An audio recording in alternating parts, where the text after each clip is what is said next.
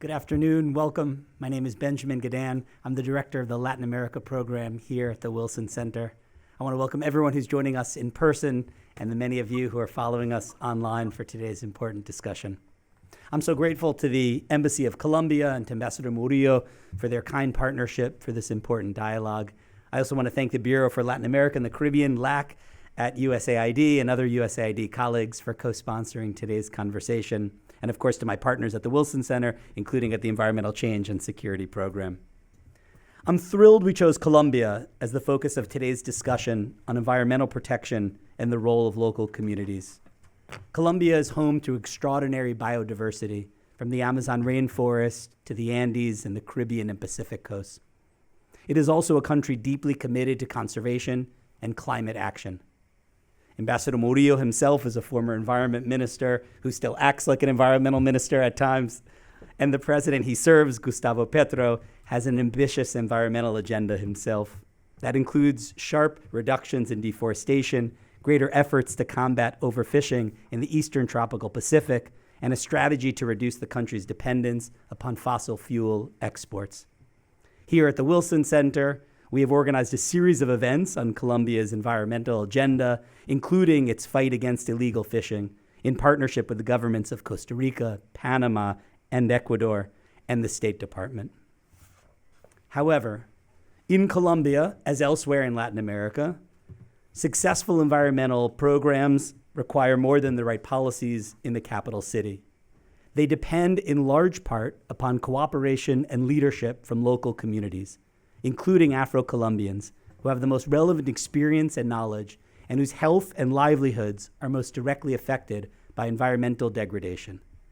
Indeed, indigenous and Afro-Colombians have demonstrated effective conservation practices, including land stewardship, forest conservation, community-based action, and the preservation of traditional knowledge, including on environmental sustainability. It is these communities in places like Chocó, Valle de Cauca, and Nariño who are guardians and ambassadors of Colombia's natural wonders, and they have a great deal to contribute to national and international environmental objectives. Partnering, learning from, and supporting these and other local communities, including indigenous communities, is urgent, given the intensifying impacts of climate change and biodiversity loss from other human impacts, such as deforestation and pollution. That's why I'm honored that two representatives from these communities are joining us today remotely from Colombia, alongside their great partner and ally, Ambassador Murillo. I'll now turn this event over to my colleague and friend, Lauren Risi, director of our Environmental Change and Security Program. Lauren will introduce all of our guests, and she'll moderate today's conversation. Let me thank you again for joining. We have equipment for those of you who need it in the corridor for simultaneous interpretation. Several of our members participating will be speaking in Spanish. Those of you following online will hear the simultaneous English interpretation. Thank you again for joining us for this part of our broader agenda on environmental protection in Colombia and Latin America, and again, our interest in engaging with local communities for these important objectives. Lauren. Thank you, Benjamin. I want to start by saying what a privilege it is to be moderating this discussion, and thank you to Benjamin and his team in the Latin America program, as well as the Embassy of Colombia and USAID for their partnership. There's a lot of work that goes into these discussions. Since we have a hardworking interpreter behind the scenes, I'm going to remind myself and our panel that we need to speak slowly and give them a chance to do their job. Let me start by introducing our fantastic panel. Following the initial remarks from the panelists, I'll have a few follow-up questions, and then we'll open it up to the floor for Q&A. For those of you watching online, you can submit a question below the video at any time in the discussion. We're going to hear first from Ambassador Murillo, the Colombian ambassador to the United States, an Afro-Colombian himself. Ambassador Murillo was born in Chocó. He's had a fascinating career path, starting with his undergraduate studies in mining engineering. He's worked in the private sector, in academia, and as the director of Colombia's National Planning Department.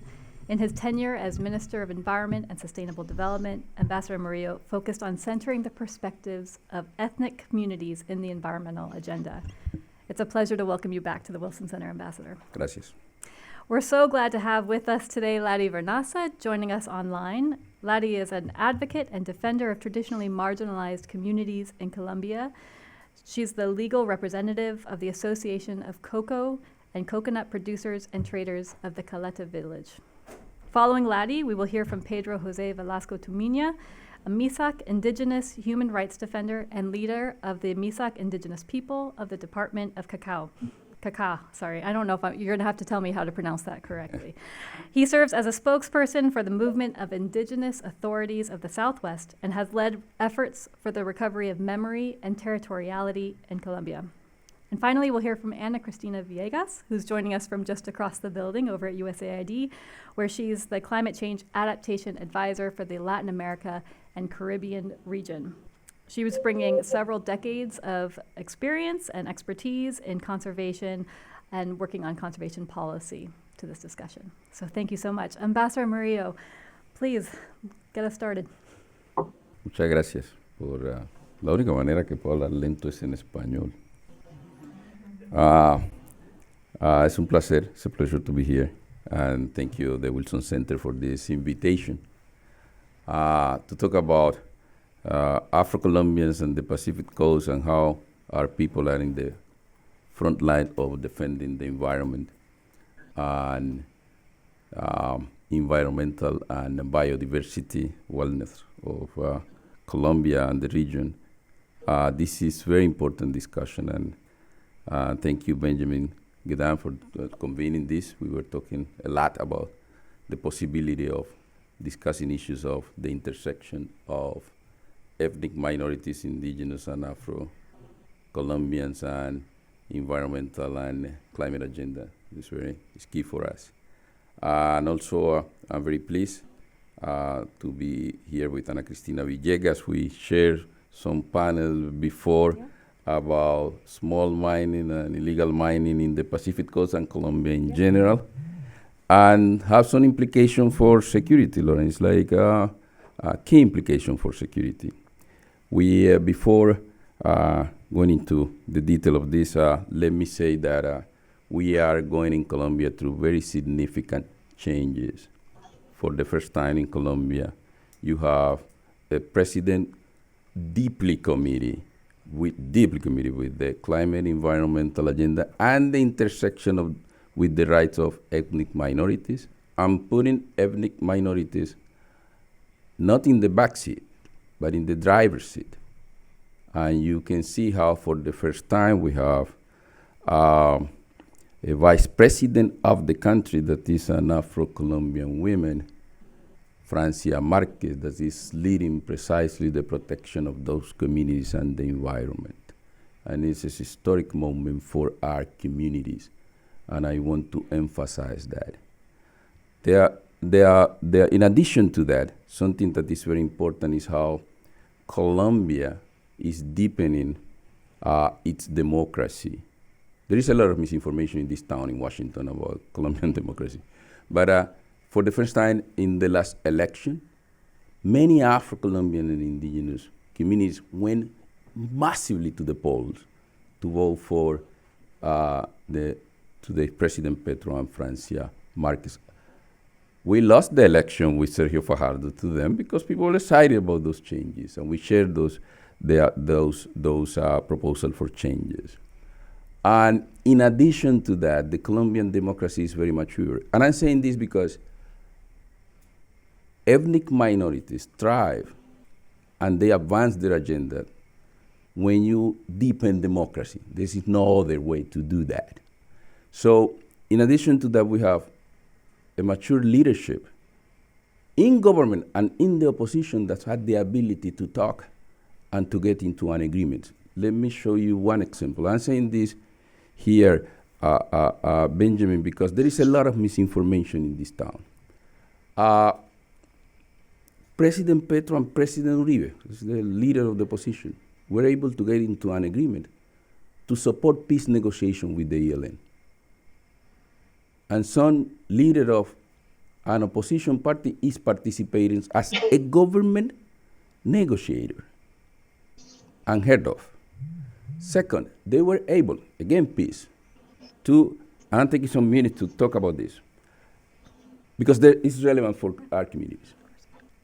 They were able also to get into an agreement to have the opposition supporting the negotiation with the disidencias of the FARC. Fabio Valencia is there, representing their opposition party, Centro Democrático. So those are indicators of the health of the Colombian democracy. And sometimes we see that the misinformation comes to this town in DC talking about the normal discussion that you have within democracy.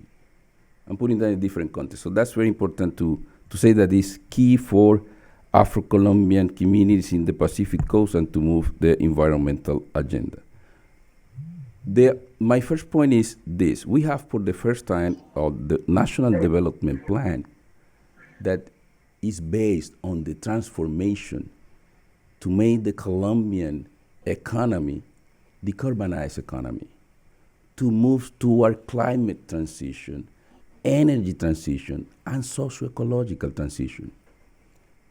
Putting the zoning and ordenamiento territorial ordering, in the context of protecting water. So that's key. That's the agenda of Afro-descending communities. We have many challenges in Colombia and in the world. We are going through a planetary transition. In terms of climate, in terms of environment, a lot of challenges. Biodiversity loss. We have a lot of challenges in terms of migration, security. All are planetary challenges.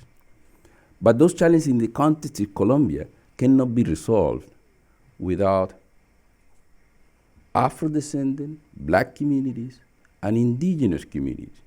Why? First, because of their knowledge. Afro-Colombian communities in the Pacific Coast, and this is the case for indigenous communities, they own collectively their ancestral land. 50% of the natural forest of Colombia belong to those communities legally. Have been displaced because of that. A lot of social leaders and environmental leaders from those communities have been killed. But that's a tremendous wealth. Without those, you cannot resolve any of the challenges that we have, including stopping biodiversity loss, stopping deforestation, and so on. And that's why these communities need to have a voice. They need to take part in the decision-making process. And also we need to provide those communities with concrete solutions that need to be developed with them, for them. There is a lot of examples of success. When I was in previous governor's Minister of Environment, we created the voluntary carbon market to provide the possibility to challenge resources to those communities through offset of carbon emissions. This mechanism is working now. There's a lot of examples how we have under protection to this mechanism almost 1 million hectares in the Pacific Coast. Just one example.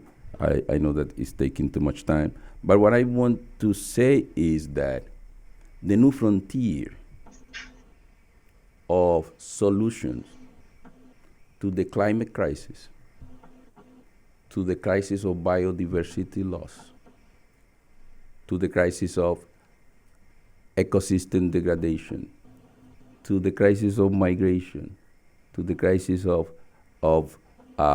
narco trafficking and all these counter-narcotic policies, and also to the crisis of migration, relies on the possibility of including and working together with those communities. Thank you. Thank you, Ambassador. So great foundation for our discussion. I'm going to turn now to Laddie and Pedro. Laddie, if you could help us understand from your perspective how Afro-Colombians are uniquely positioned to be leaders in this space and where you've seen successes in your own work.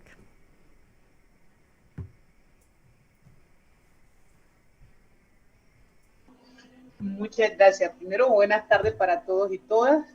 Qué gusto verlo, mi doctor.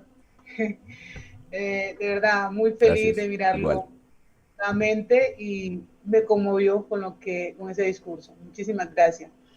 En cuanto al liderazgo de las comunidades negras afrocolombianas en la protección del medio ambiente, pues como lo dijo el doctor Murillo, nosotros a través de la diáspora, las comunidades se fueron asentando en unos territorios y en 1993 se logró el proceso de tener una ley propia de las comunidades donde se reconocían esas tierras como parte de esas comunidades. Y ahí empezó todo un proceso de titulación colectiva, pero antes de ese proceso, nuestros abuelos siempre a nosotros nos metieron de que estábamos en un territorio rico, pero que tocaba conservar.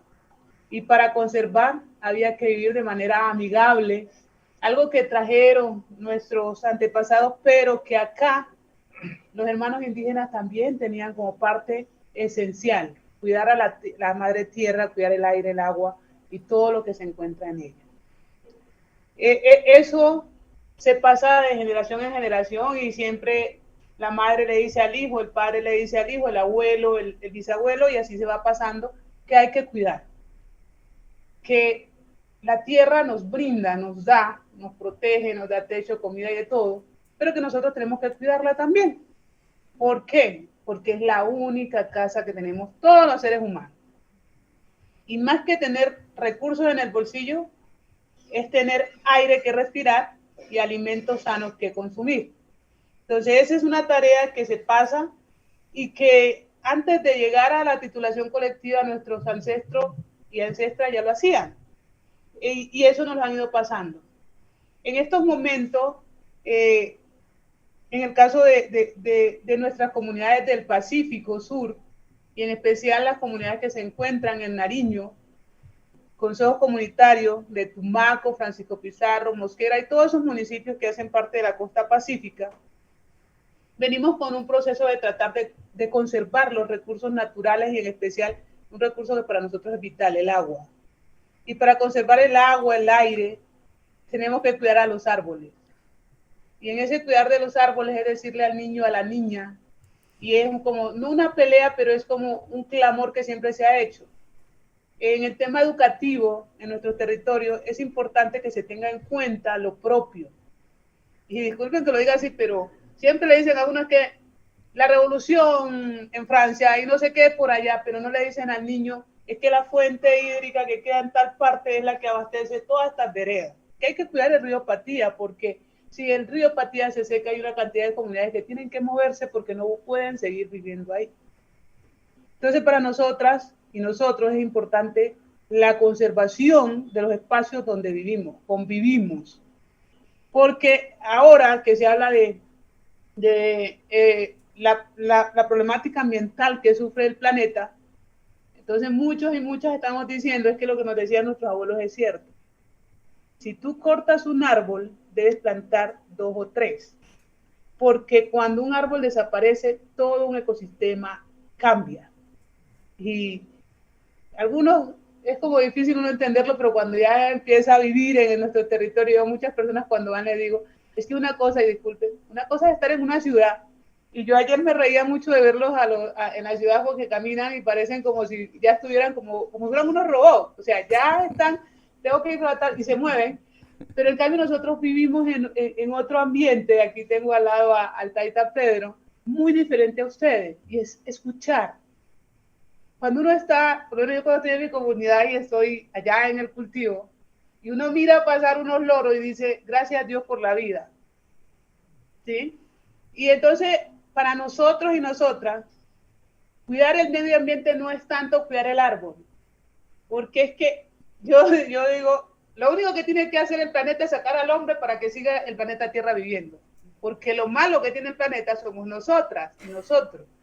Entonces, en ese orden de ideas, nosotros en nuestras comunidades hemos tratado ahora ya no solamente decir hay que conservar el medio ambiente, sino que también hay que ir más allá. ¿Sí? Y en ese ir más allá de sembrar el árbol, de cuidar las fuentes hídricas, de que tengamos un aire puro, como yo tengo un hermano que dice, si tú quieres respirar bien, vaya a las comunidades rurales. En la zona urbana, usted no está respirando un aire sano.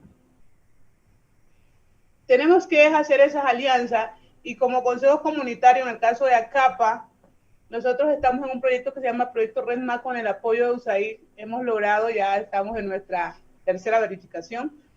Y ha sido muy interesante porque al inicio había una mala información de cómo llegar a mirar que la protección y algo que decía mi bisabuelo era, mire, el aire que tenemos aquí le da vuelta al planeta. Yo decía, mi abuelo está loco. ¿Cómo va a dar el aire va a dar la vuelta al planeta? Y es cierto, o sea, todo lo que tú haces aquí o beneficia o perjudica a todo el planeta. Y ahí es que tenemos que apuntar. Entonces nuestros líderes estamos diciendo, todos tenemos que unirnos para la protección del medio ambiente. Y es que ni siquiera es del ambiente. No es el medio, porque si está acá todo el tema de lo natural, la selva, los árboles, el agua, el aire, y acá está el otro medio que es la perjudicación y somos nosotros los seres humanos. Entonces estamos diciendo, unámonos todos, y ahí estamos, las comunidades de base, pero también las instituciones, pero también la cooperación para poder tener un mejor resultado. Y que no sea uno solo. Antes éramos acá para abajo, mira, ahorita todos los consejos están diciendo tenemos que unirnos, porque ojo, están sucediendo, por lo menos en el caso nuestro, nosotros tenemos algunos, no guardias, pero sí hay algunas personas que se encargan de monitorear los bosques, estamos trabajando con las comunidades, pero ahora que lo estamos haciendo, nos damos cuenta que hay unos terceros, y ahí es donde juega un papel importante las instituciones, que lo están haciendo, no son de nuestro territorio, pero nos están perjudicando. Entonces, ¿cómo unir también las instituciones y decir, es que si estamos hablando de tema ambiental, cuando habla de lo productivo, tiene que también estar relacionado con lo ambiental para poderlo proteger. ¿Sí? Pero es que estamos hablando de lo productivo, pero también estamos hablando de, no sé, del tema energético. También debe ir en esa misma dirección. Y ahí es que estamos trabajando. Y uno analiza a veces que no voy a hablar más del Estado ni nada, pero uno ve que los mismos ministerios están desarticulados para poder seguir haciendo ese ejercicio de conservación. Sí, hablamos de adaptación, hablamos de todo eso, pero es que, bueno, nos estamos adaptando a todo lo que está pasando. Yo les invito a que vayan a la costa pacífica y miren todo lo que está pasando realmente en el tema ambiental. Y las perjudicadas son las comunidades. Y yo digo, cuando hablan de personas que tienen muchos recursos, hay una película que dicen que es muy mala de 2012, se titula la película, dicen que es muy mala, todo el mundo dice que es muy mala, pero hay una cosa muy buena en la película, que muchos tenían muchísima plata, pero cuando fue toda la problemática, la plata no sirvió de nada. Digo, bueno, una vez en un discurso que me pareció buenísimo, dijo el presidente Petro, hombre, toda esa plata que tienen, inviértanla, pero inviértanla bien. Invirtámosla en lo más importante que tiene el ser humano, que es la vida, porque sin vida no pasa nada. Entonces, ¿qué es lo más importante que nos brinda el planeta Tierra? La vida, pero no la estamos aprovechando, porque mientras que acá las comunidades de base estamos diciendo, hagamos el esfuerzo de conservar, hay una cantidad de gente que está allá invirtiendo en deforestación, invirtiendo en minería, y yo vuelvo, y ahí sí que pena mi doctor Murillo, pero minería es minería, legal o ilegal es minería. Lo que tenemos que mirar ahí es cómo hacemos para que la minería sea menos mala. ¿Sí? ¿Cómo podemos hacer de que uno va en un avión a Quibdó y uno mira, disculpen que lo hable con palabras castizas, una llaga que tiene el Chocó, son llagas, son heridas que tiene, todo ese hermoso paisaje está desapareciendo. Entonces, ¿cómo desde lo que hacen nuestras comunidades, de lo que nosotros hacemos, nos unimos para que tenga un mejor resultado? Y ese resultado debe ser que todos pongamos, no estoy diciendo pues que los ricos inviertan todos sus recursos, pero sí que también empiecen a ver que el aire que ellos respiran, lo que decía mi bisabuelo, es el mismo aire que respiramos acá en el Pacífico, o que respiran las comunidades indígenas, que respiran las comunidades afro. El mismo aire es el que nos está dando, esos árboles que están allá, que nos está brindando esa posibilidad de todo el daño ambiental que están haciendo de pronto los aviones, que están haciendo las grandes empresas que tienen. Entonces, vuelvo e insisto, aquí es unirnos y revisar lo que está pasando.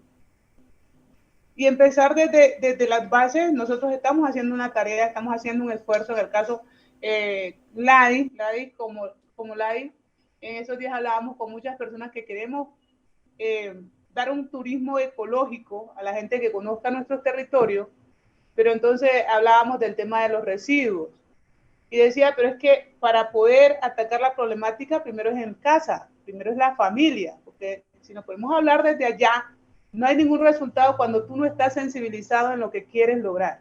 Y lo que queremos lograr es un territorio que dure muchos años más. Que yo me muera y que mis bisnietos sigan aquí, sí, conservando, pero que todas estas instituciones, que todos estos estén de las manos agarrados para que podamos lograr mejorar las condiciones. Porque eso también es otro punto. De nada sirve que haya unos que tengan mucha plata y hayan otros acá que están haciendo el esfuerzo por mantener unos bosques, por mantener un aire limpio, pero que no tienen las condiciones para hacerlo. Y además el otro problema es que hay una cantidad de multinacionales que están atacando porque a ellos lo que les sirven son la madera para poderla vender a unos buenos precios. Y entonces se acaba el esfuerzo que uno está haciendo. Y algo que dijo el doctor Murillo, nosotros llevamos muchos líderes muertos por tratar de mantener esos territorios. Muchos líderes les han quitado la vida solamente porque estamos diciendo no estamos de acuerdo con que venga una multinacional a quebrantar todo, ¿sí? Y esa protección para esos líderes no hay, realmente no hay. Uno escucha todos los días las noticias de que murió, que mataron al líder de tal y lo mataron, se murió. Pero para nosotros es importante seguir en nuestro territorio, tener condiciones en nuestro territorio, seguir manteniendo esos bosques, seguir ahí en pie. Yo digo, no me voy a cansar y si pues, a uno le toca morirse, se muere y punto. Pero yo digo, es importante que las políticas en Colombia apunten a poder seguir manteniendo, así como estamos ahorita volcados con el Amazonas, el Pacífico también es súper importante. Súper importante. Yo vivo en una playa y nosotros nos hemos reubicado como 5 veces. ¿Por qué? Porque las mareas han aumentado. Tumaco antes de día 3, ¿cómo era? Sobre el nivel del mar, ahorita estamos bajo el nivel del mar. ¿Y qué es lo que está pasando? Cada día el mar sigue aumentando porque se están deshielando los polos. Entonces, tomemos conciencia todos. Nosotros vamos a seguir en el territorio, vamos a seguir haciendo la pelea, pero sí necesitamos que todos nos podamos sentar, revisar y repensar y decir, esta es la ruta para que podamos seguir aquí. Thank you, Ladi, for those amazing remarks. I think, you know, in addition to Ambassador Murillo's point about centering indigenous and Afro-Colombian perspectives, I think your point about centering environmental considerations in our decision-making is a really important and valuable point. And I'm going to try not to think of myself as a robot every time I'm walking around DC, but I see your point about this sort of disconnect between our human and environmental systems and the sort of the transformational change that's necessary to reconnect those systems in a way that yields a much more sustainable and prosperous future. So thank you very much. Pedro, we're going to turn to you now. If you could tell us about your work in the Misak community and where you see opportunities for more meaningful engagement with indigenous perspectives in conservation.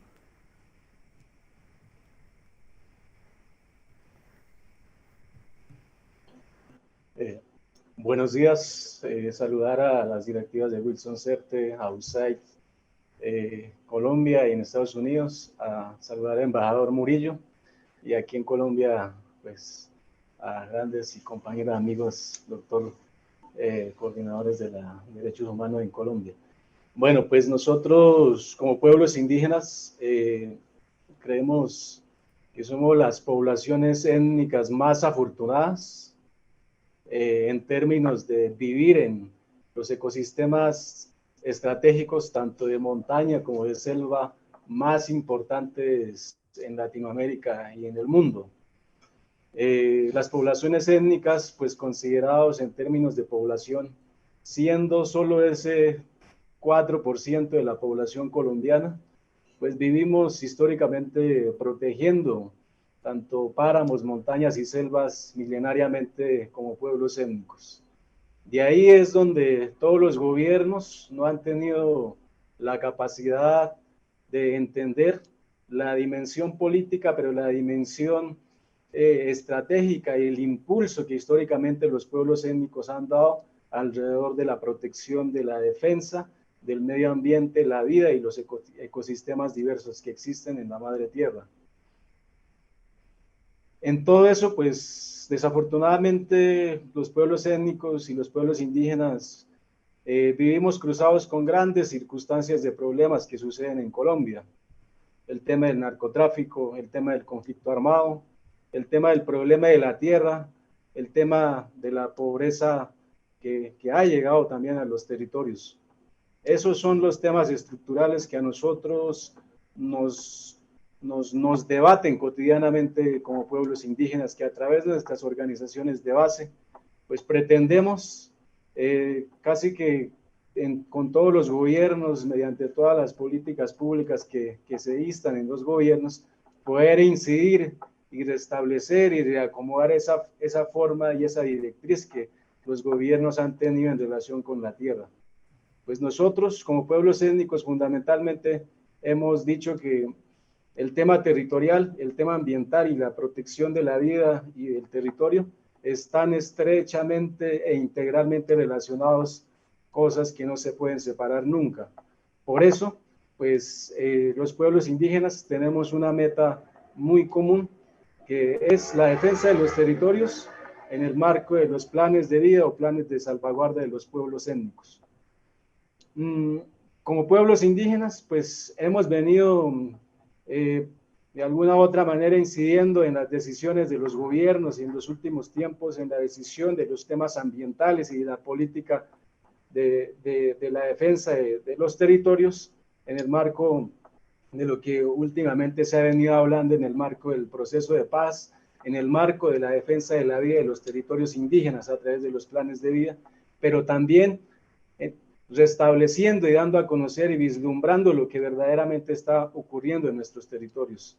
Es verdad, todas las afectaciones en temas de reforestación, en temas de minería, narcotráfico y guerrilla, no son situaciones creadas por los pueblos indígenas, son situaciones creadas por el mismo gobierno, por economías privadas, pero también de alguna u otra manera por participación de mercados internacionales sobre el mercado de la tierra en Colombia, sobre proyectos de exploración forestal, sobre política aparentemente de manejo de la minería legal o ilegal, pero también casi que a través de la política internacional del mercado de narcotráfico y la guerra.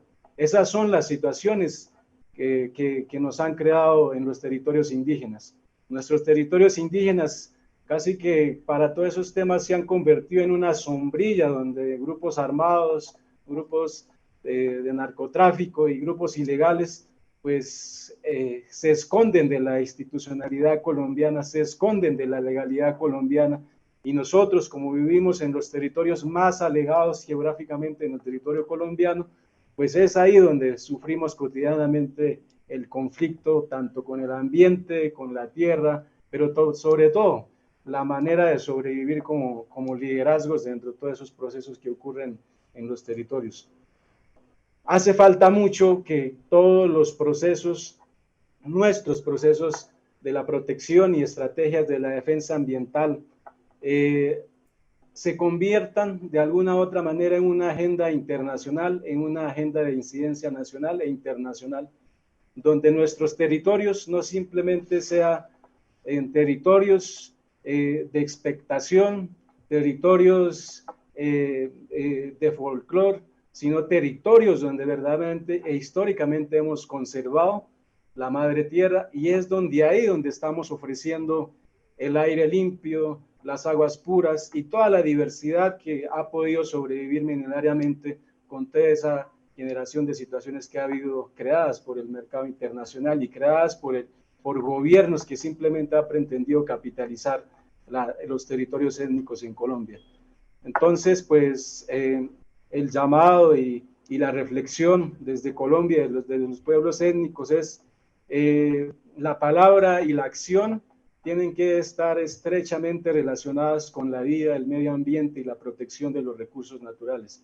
Si la palabra y la acción están fuera del espíritu y la comunidad, claramente nosotros nunca vamos a poder adelantar procesos que defiendan nuestra soberanía territorial, nuestra soberanía nacional y en especial la protección de los pueblos que ancestralmente hemos vivido en estos territorios, que son los pueblos indígenas y afrocolombianos en el país.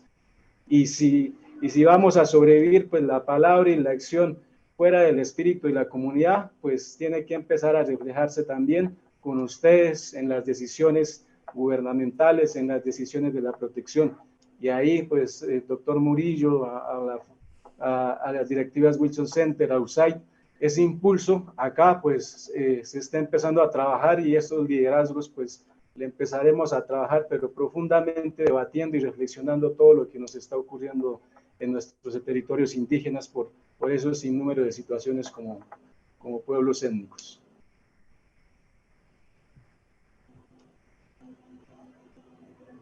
Thank you so much, Pedro. I think I want to come back to a couple of the points that you made in the discussion, but some really interesting and important pieces about sort of the broader sort of structures in society that, actually this is a point that you made in a piece, Ambassador Murillo, that you wrote for the International Journal on Human Rights. You drew connections between the structural racism and historical exclusion experienced by Afro-Colombian peoples and the disproportionate impacts that they are experiencing today. And in your piece, you were talking about sort of the climate change context, right, of the disproportionate impacts, but we also see it in sort of the narco-trafficking and the armed conflict and how they're pulled into that because of these historical exclusions and structural imbalances. So I think it would be great to come back to that in the discussion. But first, Ana Cristina, please give us USAID's perspective. I know there's been a lot of evolution in the agency about how we engage with local communities, and it'd be great to hear what you're working on. Thank you. And thank you, Benjamin and Lauren, for hosting today's conversation and bringing together such an amazing group of people and environmental defenders that are protecting and helping to protect the biodiversity of Colombia with so much courage. It is an honor to be here with these panelists, and I just want to talk a little about USAID work. And as you know, USAID has spent decades in Colombia working for the protection of the environment, but also contributing to the peace and the governance. USAID supported the transition from war to peace and to strengthen the democratic institutions and help to promote a more prosperous and inclusive Colombia. We know that none of the work to advance peace and conservation and rural development can happen without locally led biodiversity conservation and climate change action, and those are many times led by the indigenous and Afro-Colombian communities. And we have here some representatives from along the Pacific coast. The architects of the peace agreement knew that there is no peace without inclusion, and that is reflected in the ethic chapter of the peace agreement that covers the importance of guaranteeing the defend the right of ethnic communities and protect the environment. So those two are completely linked, and they are important contributions to the peace. Unfortunately, we also know that the work of protecting the planet and the environment is at a cost, and that comes in extortion, in violence, physical attacks directly to the life of those environmental defenders. So Colombia, we know, is in the top of the 5 top countries with the most attack to environmental defenders. And these leaders which are speaking against illegal mining, coca production, environmental degradation, are paying the price for that protection. According to one of USAID partners, the Foundation para la Conservación y el Desarrollo Sostenible, assassination of park rangers are also growing in Colombia to the point that right now there are 10 big parks in the Amazon where there are no park rangers because their lives are threatened. So it is affecting as well the capacity of protecting those important environments and parks. And as we heard here by our partners, environmental defenders particularly face very, very real dangers. Three of the most, Afro-descendants in particular, three of the most registered causes of violence against Afro-Colombians in the Pacific regions are land disputes, illicit crop substitutions, and land restitutions.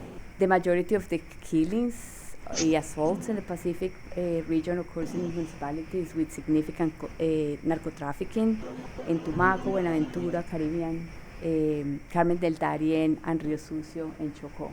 So there is this overlap between that violence and those crimes. USAID has been working on this for a very long time on these problems, and every year our Colombian mission holds this series of human rights consultations with civil society organizations and think tanks, and the environment is a very important part of that. We were talking about that again, that environment and human rights are, especially in rural areas, are completely overlapping and are very important, and they work together. So some of the key recommendations that came from that discussion, I'm going to share three. Sí. Sorry, one second. Disculpa, es que no podemos escuchar la traducción debido a que Okay. la que está hablando no está cerca del micrófono. Por favor, recomendarle. Okay. It's on. Just speak a little closer, maybe. Can you hear me better now? The translators, can you hear me better? Okay, let's pause for a minute. Angus, can you go back into the... Que por favor hable directo al micrófono. Can you hear me? Is that better? No? I don't know if it's on their side or our side. Just give us 1 second. ¿Pueden traducir en español? I'm not hearing the interpreter. They're working on it. Okay.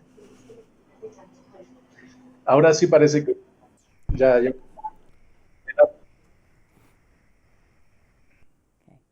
Mil disculpas. ¿Ahora me escuchan mejor? Okay. Directo Sí, al micrófono. ya te escuchamos. El intérprete nos pide el favor de que hables directamente al micrófono para que en la cabina de interpretación te puedan escuchar y de esa manera hacer la traducción. Gracias. Perfect. Thank you. Gracias. So I'm going to go back. What I was talking is how the Colombian mission is working on these issues, and how the mission holds annual consultation, human rights consultations, and how it has been identifying those consultations, the importance of having both human rights and environment, and how they are interlinked.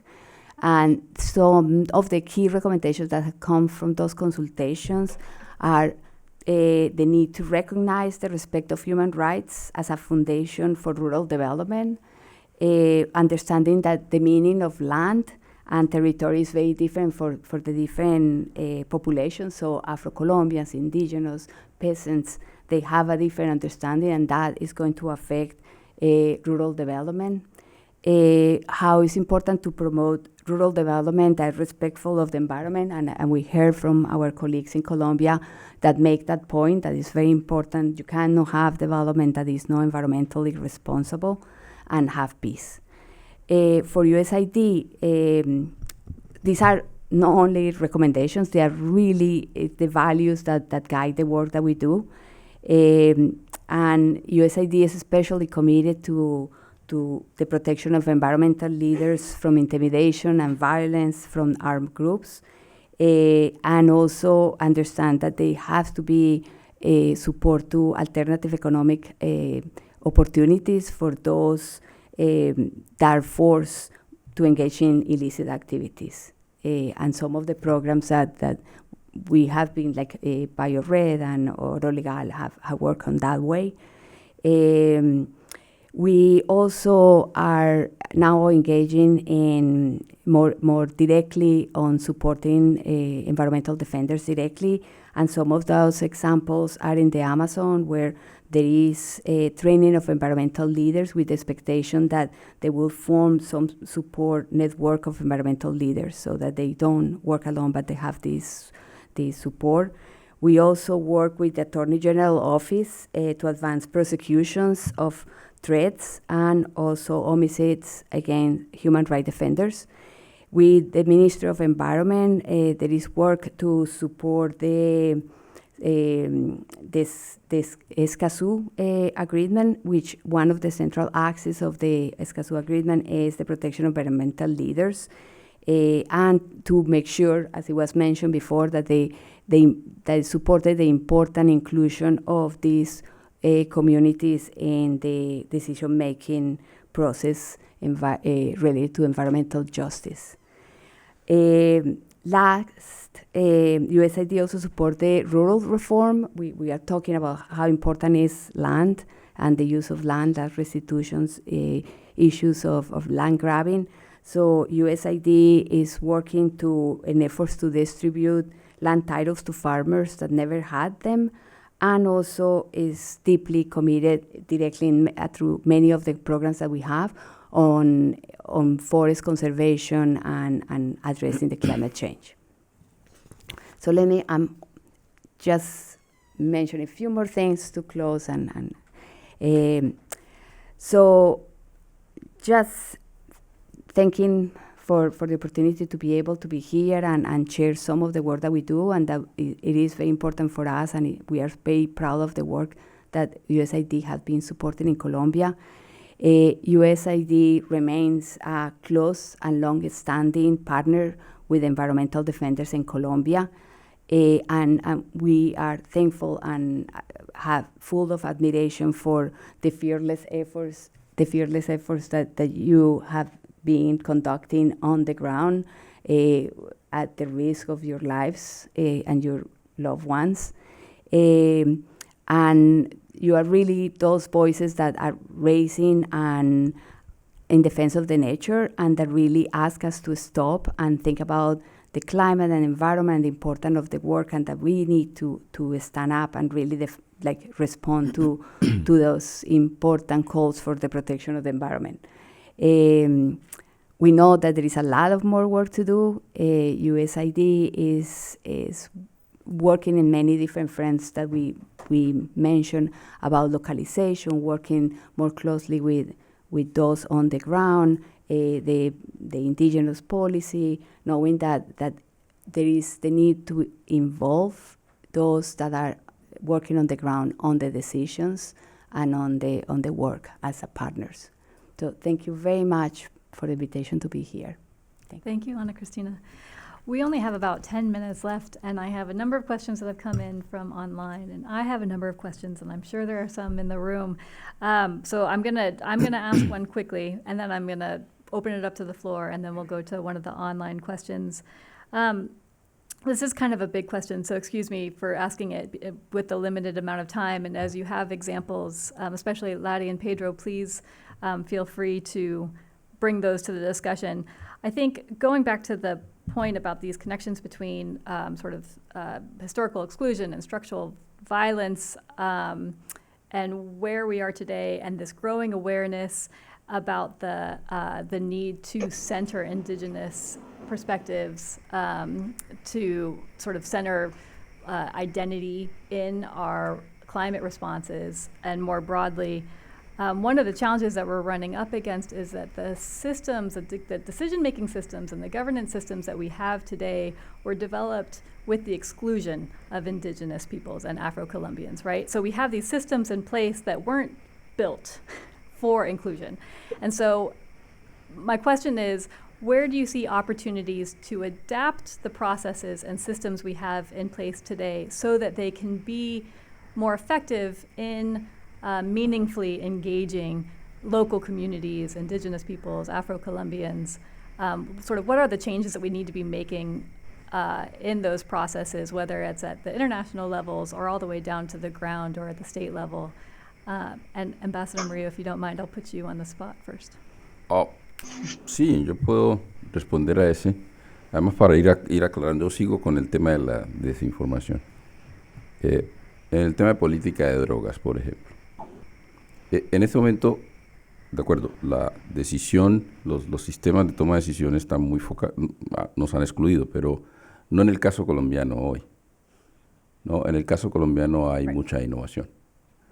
La política de drogas. La política de drogas era una política que todos dicen que hay que reformarla y se está planteando una reforma. Entonces, el gobierno propone una política de drogas donde inclusive algunos dicen, no, pero es que eso no es política de drogas porque el énfasis es precisamente desarrollo social y ambiental. Pues yo dije, pues aquí no nos han entendido. No nos han entendido. Y eso lo hizo un alto funcionario criticando la política. No, esa es la agenda de las comunidades afrodescendientes e indígenas que están en el gobierno.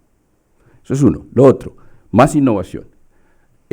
Uno de los retos de América Latina es la desigualdad. Se crea una infraestructura institucional importante para luchar contra la desigualdad en Colombia. Es una innovación. Innovación. Nosotros tenemos la agenda de la USAID. Hoy más que nunca hay que invertir. Y escuchamos algunas voces en Washington diciendo que no hay que darle recursos a Colombia. No estamos entendiendo a Colombia, a la región.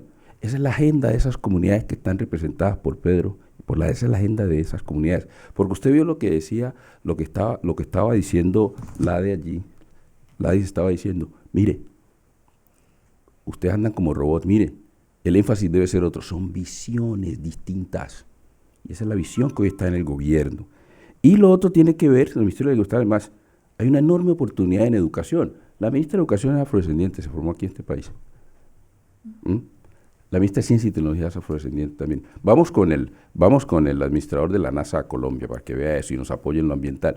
Yo creo que aquí en esta ciudad no están entendiendo lo que está pasando en Colombia y están mirando.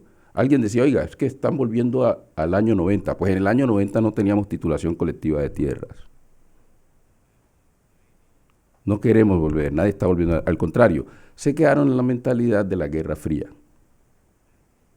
Y estos están analizando a Colombia con las herramientas de los 70. No, América Latina ya ha cambiado y Colombia está cambiando.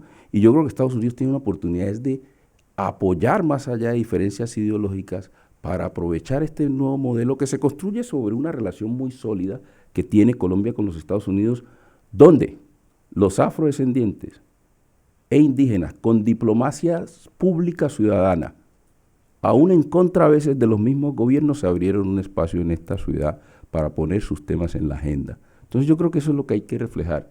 Y lo digo aquí porque es un mensaje, yo sé que ustedes aquí lo entienden, esto ya aquí estamos, ustedes están convencidos, pero este es un mensaje más también para el país, porque la discusión que se está dando en el país a veces se está orientando de una manera muy distinta. Y necesitamos que esos niveles de desconfianza se superen, porque en Colombia lo que está pasando hoy es muy novedoso y realmente recoge esos temas que usted está planteando, Loren, de responder a una agenda que es integral. Usted no va a poder resolver los problemas de seguridad si no resuelve precisamente estos problemas de participación y no incluye estas variables, pero de manera integral. Yo veo otros que dicen, no, pero es que ustedes no están erradicando suficientemente coca. Tampoco nos han entendido entonces. Ese no es ni el único ni el indicador principal de la política de drogas. Parece que no encontramos cómo hablar del tema con elementos comunes y sobre lo que nos muestra precisamente la evidencia. Y yo quería dejar eso en este debate porque en últimas lo que estamos mirando es que los tomadores de decisiones, como usted lo dice, no solamente no incluían a estas poblaciones, sino que no conocían realmente cuál es su agenda. Thank you, Ambassador. Ladi and Pedro, Would you, either of you, like to weigh in on that question? About how different decision-making bodies, whether they're within Colombia, the government of Colombia, regionally, all the way to international, can operate more effectively in their engagement with environmental defenders and local communities.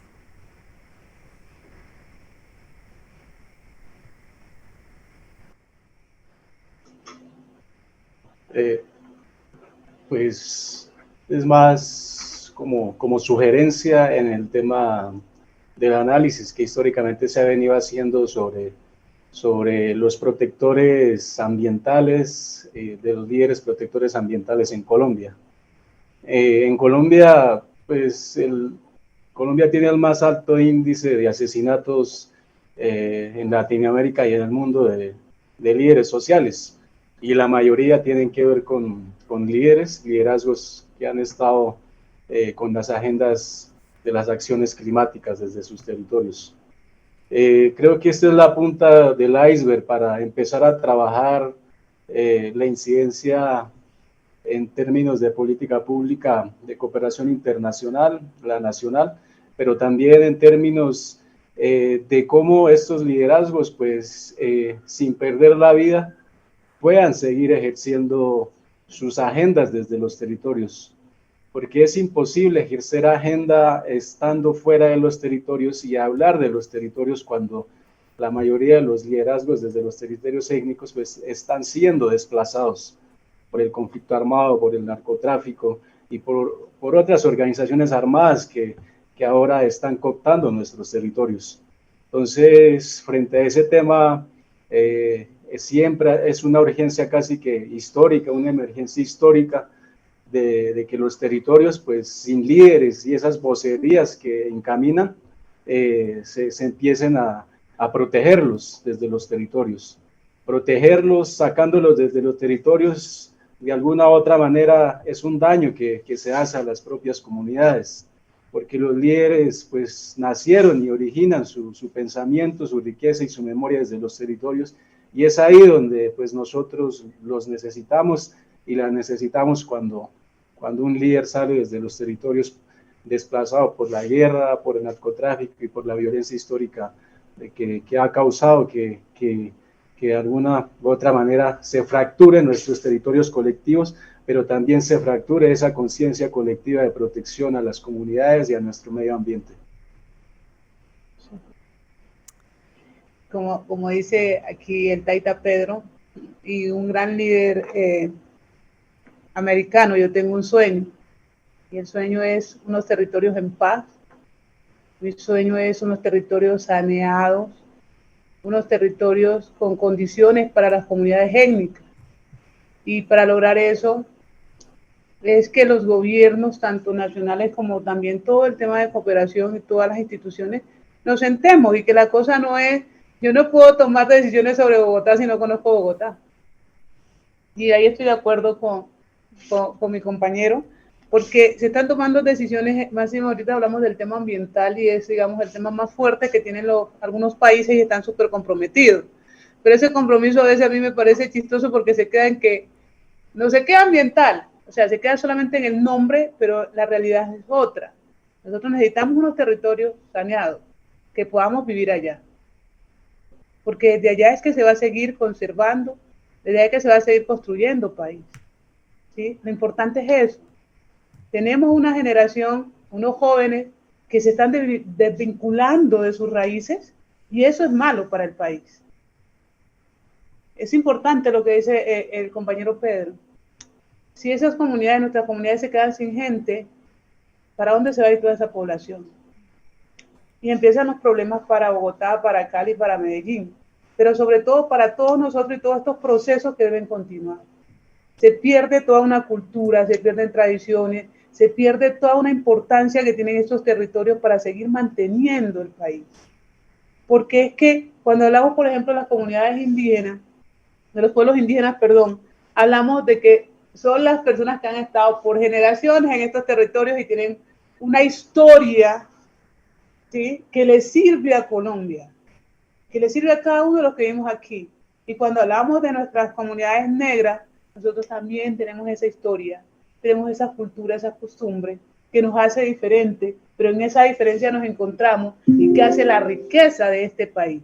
Entonces, por eso es súper importante, territorio saneado, para que siga la gente viviendo en ellos, conservando, pero sobre todo que se siga manteniendo esa cultura, esa costumbre y eso que nos hace diferente.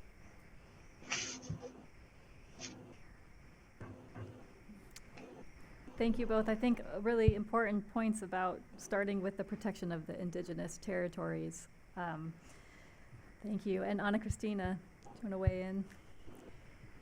Gracias, Loren. Tal vez voy a adicionar algo pequeño, sé que no tenemos mucho tiempo, pero dentro de USAID hay un reconocimiento que el trabajo que hagamos tanto a nivel de derechos humanos como ambientales tienen que ser trabajados a nivel local y con la gente local. Mencionabas antes que hay algunos de estos como limitaciones estructurales o cómo se desarrollan, digamos, en el caso de USAID, cómo hacemos los apoyos a través de grants, de apoyos económicos. Hay también limitaciones estructurales en cómo llegar a lo local. Y yo creo que el reconocimiento que se ha hecho, que es indispensable hacerlo para tener el mayor impacto, es este nuevo esfuerzo desde el liderazgo de USAID, de localization, de poder trabajar a nivel local. Muy difícil en ciertos casos, pero es fundamental y yo creo que reconoce ese rol tan importante de trabajar desde lo local y con los locales si en verdad queremos un cambio que sea de gran impacto y que sea permanente, que no son inversiones de 5 años, sino que son inversiones de largo plazo porque se están haciendo donde en verdad está el cambio sucediendo. Wonderful. Thank you. Okay, so I realize we are at time. Ambassador, do you have time for one more question from the audience? Oh, sí. Okay. Claro. No. Okay, thank you. So we have some questions that have come on online. What I'm going to do is take those and email them to the participants and see if we might be able to get some responses written in response to those. But why don't we take one question from the audience? So whoever has a burning question that is relevant to all of our speakers, please, sir. If you could, yeah, thank you, Angus. And if you could let us know your name and if you have an affiliation. Yes, thank you. My name is Alejandro Lara. Was born in Colombia and I grew up here in the country. Actually, I have 2 things quickly. My view is that we have a problem here. We have a problem of educating individuals on both sides of the aisle, or maybe I better say on both sides of the ocean, because we need to educate individuals here in the developed world, and we need to educate individuals on the ground. So it's about educating at all levels of society, children, youth, adults, and government officials. Now that leads to my second question, what you just mentioned, long-term investments. Long-term investments are very difficult. Why? Because there is a political will and a political process that every 4 years or 5, there is a new government. So it's kind of like erase and start all over again, and it continues spinning like a vicious circle. So we need to bulletproof any process thinking long-term that is sustained. Thank you. Thank you. So is the question then, how can we ensure some, consistency? Okay. Okay, thank you. Who would like to take that question? La voluntad política está, es nuestra agenda. Yo creo que en términos prácticos tenemos varios mecanismos que podemos promover desde la relación bilateral, sobre todo para avanzar en temas de paz, de justicia ambiental, que lo estaba mencionando la Di Pedro y Ana Cristina. Y eso obviamente tiene que ver mucho con mecanismos que ya existen. Por ejemplo, demostrar que la paz sí se puede implementar en esos territorios. Hay un compromiso de ambos gobiernos de que Estados Unidos apadrine el capítulo étnico, amadrine de del acuerdo con las FARC, pues deberíamos canalizar recursos porque es integral, ahí hay algo concreto, que es en lo concreto que uno educa a los dos lados. Lo otro tiene que ver con pago por servicios ambientales. Yo vi conectado con política antinarcóticos y oportunidades para estas poblaciones, que ya hay pilotos donde se sacan lecciones. Ahí yo hablaba con un senador muy importante republicano, Lindsey Graham, y me decía, me gusta esa idea de pagar servicios ambientales a comunidades que erradican cultivos de coca y lo transforman. Y miren ustedes que eso ya está sucediendo, ¿no? Hay comunidades que a través de los mercados de carbono voluntario, comunidades en el Pacífico, en otras zonas, están erradicando porque están recibiendo certificados de carbono del sector privado. Entonces creo que ahí hay una oportunidad concreta que también se educa, porque hay que darle oportunidades a las comunidades en esas zonas. Y lo otro tiene que ver con el plan de acción para la igualdad étnica y racial que se firmó en el 2010 y no se le ha dado realmente dinamismo. Ahí también hay unas oportunidades importantes de poner a caminar esta relación porque hay coincidencia política, pero se necesita materializarlo a través de herramientas concretas. Thank you, Ambassador. Any final thoughts, Ana Cristina, Ladia, or Pedro, before we close?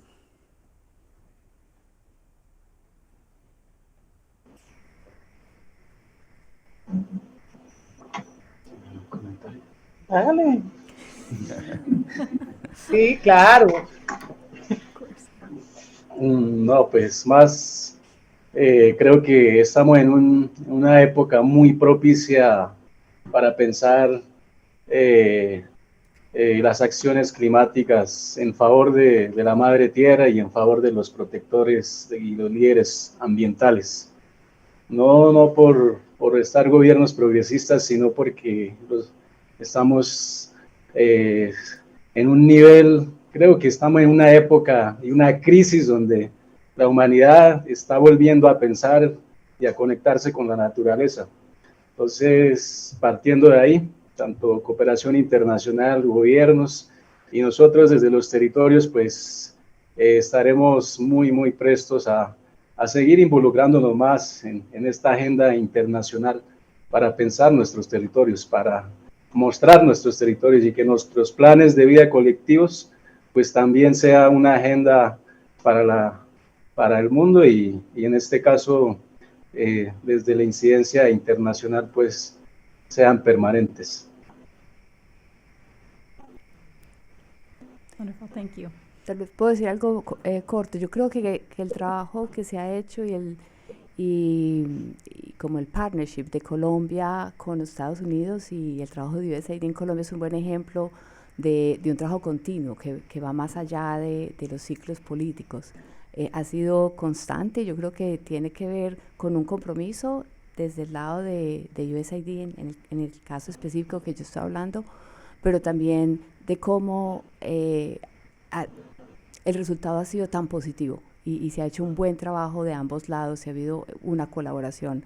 Yo creo que es un ejemplo que se puede traer de cómo se va más allá de esos ciclos de 5 años a en verdad un trabajo de mano a mano de largo plazo.